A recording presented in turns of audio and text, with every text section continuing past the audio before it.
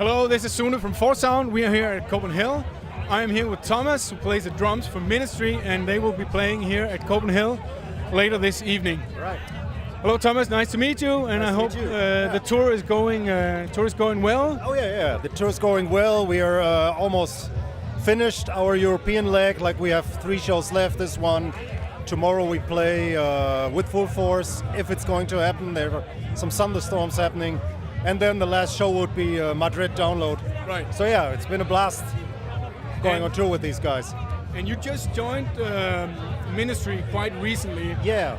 And how did that happen? I used to drum tech for them, like in the last year, and when their drummer Roy Majorga, he went out with Stone Sour, and so I got this one morning. I got the message, like plain message from the management, and said, "Hey, would you be interested in playing drums for Ministry in Europe?" And I was like, oh, okay. Like, had a coffee and then got back to my phone and, oh, maybe you should get to that, you know? Like, and yeah, and they were serious about it. So I said, hey, you don't want to buy the proverbial cat in the bag here, and made some videos in my rehearsal space, and apparently they liked it, and so yeah, here I am. Yeah. So you were already quite familiar with the material? No, I have to say, I knew the hits. Like in my youth, I listened to a lot of hard stuff, and including Ministry, but I didn't, was so familiar with the whole catalog. I mean, I knew they were a legendary band. I mean, they pretty much invented like the industrial thing, like we have it today. I mean, without Ministry, there wouldn't be all these other bands like now that claim to be industrial. Right. So it was a huge honor to me doing that, and even get asked for that. And yeah, it was because I'm a little bit out of my element here. I took a little time to adjust, but it's right now it feels right. Like, yeah. So you had no previous experience with playing industrial type music? Or? No, I mean, I work professionally as a drummer, but in other genres, like, okay, I mean, what came handy was that I'm used playing with the click live, which is a huge part with Ministry, because everything is timed out and mapped out, so that came in handy. I had to, beef up on my sticks, like, usually I play like 5A sticks. I had to beef up to 2Bs, and cymbals got bigger, drums got bigger, tuning got lower, all that stuff. I had to figure out, for me, to find a way to play that and to come across to the audience as convincing, Yeah, but yeah. So, and then fitting into the band, what does Al Jørgensen expect from his drummer? I mean, the good thing about that is that I can say that we became friends on the last tour. So as soon as I sent him the videos, he was like, "Okay, you're hired." It was so that I had this. I mean, he pretty much accept, I guess, what every leader would accept, like, like play in time, basically. Like, this is really the thing. He don't like too much from the drums, like, he just play on the click kit and you'll be fine. And I try to do that. I'm not straying too far, like doing expanded tom fills, and like keep my ego in check, so to speak, like playing the beat, and that's it. That's a huge part of the Ministry sound. It's yeah, just, right. Yeah. Totally the square drums, if you right, want. I mean, right. It's totally repetitive, and I like that because it gets the song across. Right. It's got that movement to it. Like the forward motion. That's got to be there, and I think that's what he expects from a drummer.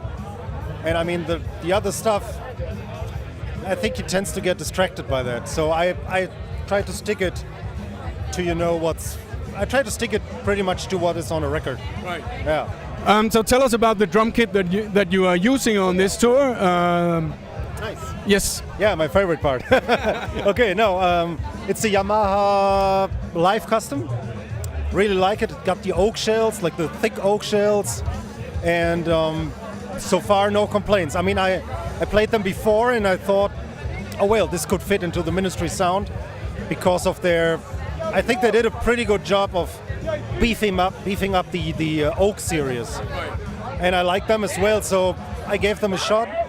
Put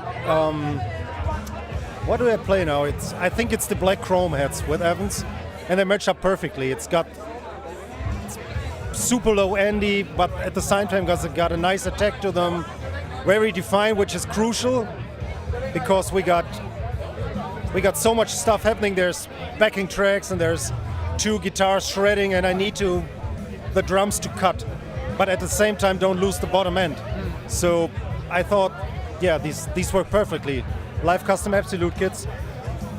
Oh, Absolute? Is it Absolute? It's live custom. Yeah, right. Yeah. And cymbals? It's Meinl.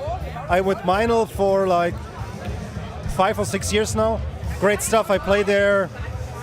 Usually I play Bisons, but I figured they wouldn't last long on this tour, so I switched to classic custom Darks.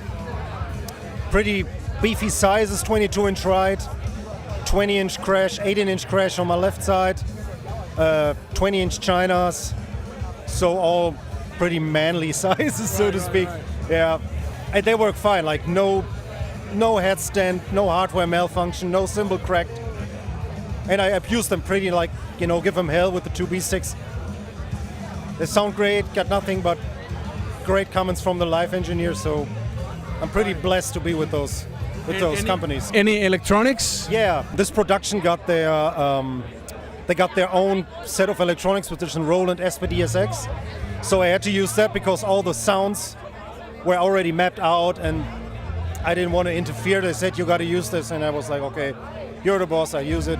We trigger the bass and the kick, and there are a couple of extra sounds I trigger during the show. But basically, it's just a module for the bass drum and the snare. How are you? The level of your click track in your monitor mix? How are you working with that?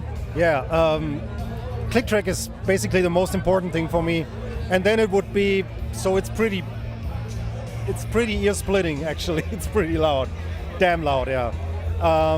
But to me it works. Like when the guitars, I need to have it because guitars, like every guitar player, they tend to get louder during the course of the set. So I still need the click to cut. So this is the most important element in my mix, and then it would be the samples that our keyboard player hits because they're cueing me in, and then it would be the other guys and my drums mixed together. So I don't like, actually I don't, except for the kick drum, I don't like the drums to stick out that much. I like it more when it feels like integrated in the band, you know. I don't like the snare to be that ear splitting, or the kicks for that matter. Yeah. So yeah, pretty much it's click, samples, and then the rest in a nice round stereo spread package. Nice. It's just nice to have in your monitoring. It's a great, I like that. Yeah. Thomas, that was my final question. Thank you so much for taking the time to come stopping by and talk about some Yamaha drums. We are really looking forward to seeing you giving them a nice round beating on the stage later this evening. Yeah. Thank you so much for watching this.